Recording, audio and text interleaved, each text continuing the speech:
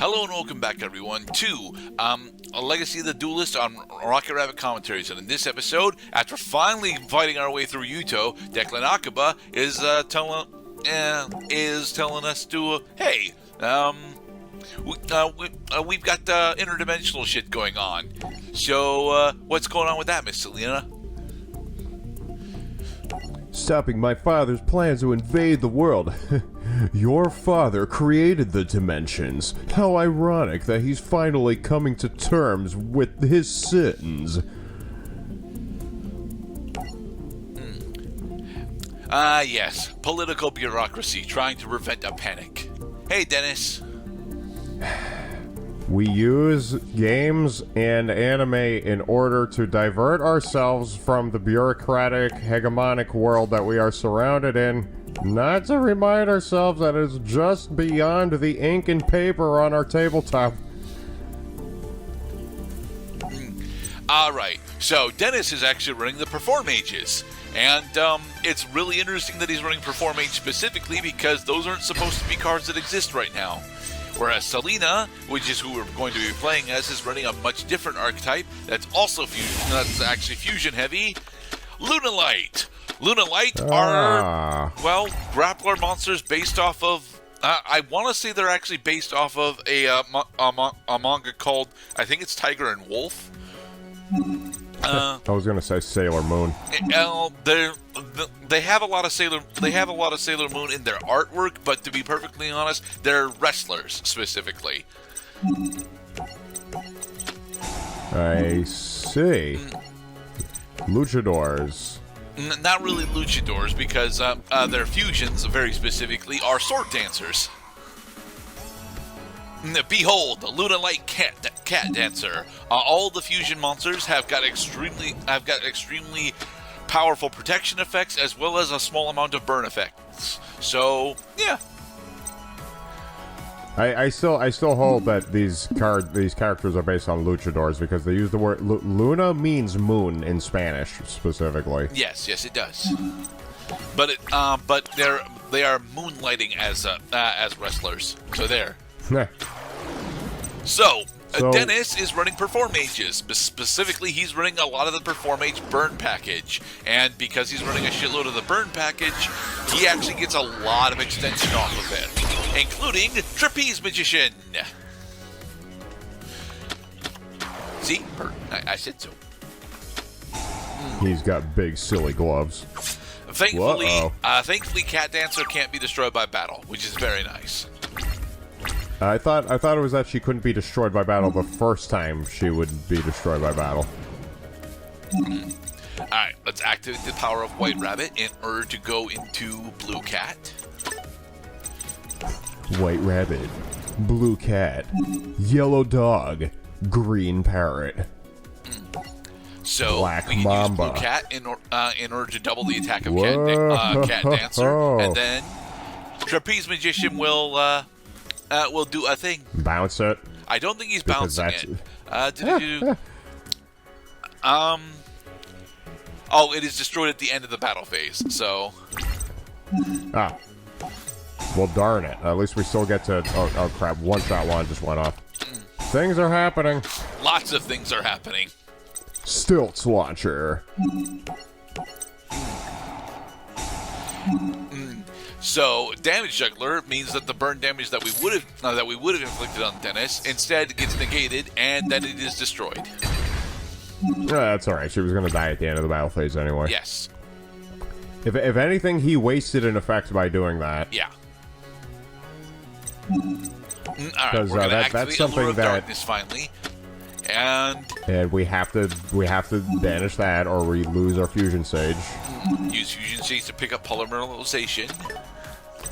So fancy that. Fusion Sage, here we have a card that actually continues to be useful because of its ability to search out specific cards from your deck. Yes.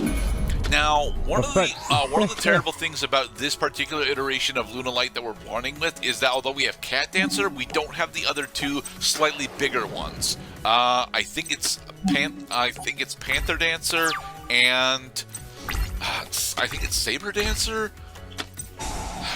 Saber. I don't know what the third one is, but the second one, Panther Dancer, is honestly a significantly more powerful card than Cat Dancer is. And so once again, he has brought out another Trapeze Magician. I wonder if they ever made a monster in Yu-Gi-Oh! Called, like, Trampoline something or other, which had the effect of bouncing cards from the field. They actually do. There specifically is a Performa Pal that is based on a trampoline. And there is, in fact, a couple of trap cards that are based on trampolines as well. You like destroying cards? Well, I just like my trampoline. Okay, where's the one that gives me the bouncing all bonus your attack stuff. power? You thought you were winning, but I bounced all of your cards. Alright, normal summon Lunalight, White Rabbit. Use her effect in order to bring out Blue Cat. Hey, this is very similar to what we just did, isn't it? I'm seeing a lot of duplicates so far.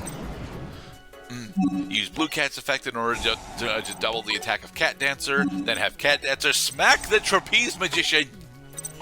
But Trapeze Magician just did a thing. Yes, by detaching Trick Clown, he can chain a bunch of different special summon effects, and burn us for a significant amount.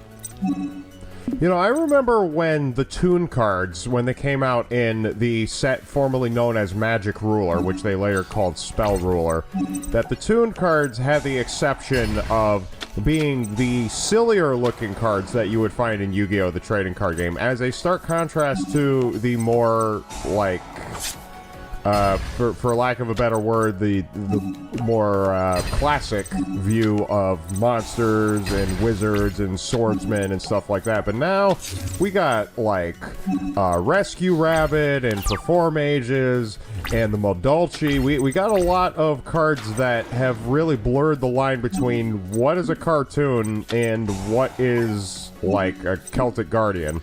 Oh look, Dennis also is running the spell a small spellbook engine. Indeed, we have to read about it. All right, Blue Cat's effect in order to get into. Are we going into Yellow Chick finally, or are we Black doing Purple Sheep. Butterfly? Black Sheep. Okay, we are doing Kaleido Chick. Okay.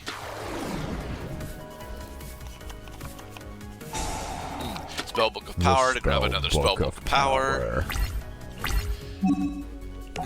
Okay, now, Call of the Haunted for our Cat Dancer again. Yay. Because Cat Dancer still has all of its effects. Yep. Nice. Ooh, final attack orders. Ooh, and he'll have nowhere left to hide. Okay, Trick Clown's effect to bring out Hat Tricker. And then... Okay, and then Kaleido Chick can actually attack him directly. Awesome. Let us set our final attack orders and hope that we can kill him next turn. I really wish I understood what the hell the lines were for Perform Ages, because as complicated as they are, they're also hilariously consistent. Like Trick Clown specifically was threatened to get hit multiple fucking times, and specifically it was Perform Age Plush Fire actually was hit multiple times from this deck because of how ridiculously consistent it was. Trick Clown was the backbone of the more efficient Ring 4 engines for a long damn time. The Lunalight Reincarnation Dance. Okay. A trap card. So we send a Blue Cat to the graveyard in order to turn Kaleido Chick into Blue Cat. Then we have Cat Dancer attack your monster. I tell you, man, I never really liked that ability in Yu-Gi-Oh! That a card will just have the ability, oh, I'm gonna take on the name of another card in the deck. Like, I get it, because there's a duplicate limit in Yu-Gi-Oh! You can only have at most 3 copies of any one card in the deck. So a lot of cards will just say, well, I'm not the card itself.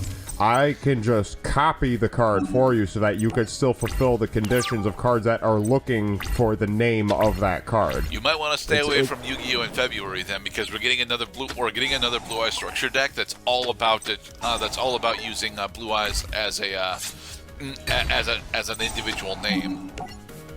Because finally, also, they even have to go so far as to clarify, oh, this card is only this card's name while it's on the field. Or in the so graveyard. You can have, or the graveyard.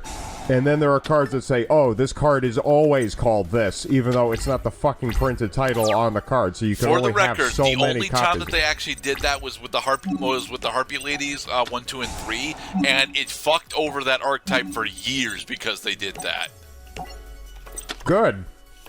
They should be frustrated, because, you know what? Stupid decks should go down with the effects that make them stupid. But Harpy Ladies isn't actually a stupid deck. It's actually a relatively powerful one.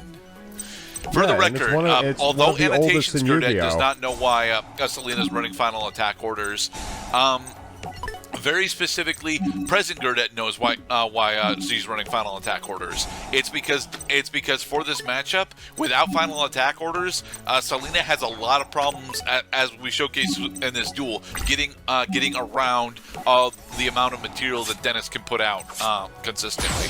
And in the next part, we'll continue on with Yu-Gi-Oh! Arc V as we actually have to continue fighting against the fusion dimension. Be safe, everybody. Oh, let me guess. What's your specialty? Miming?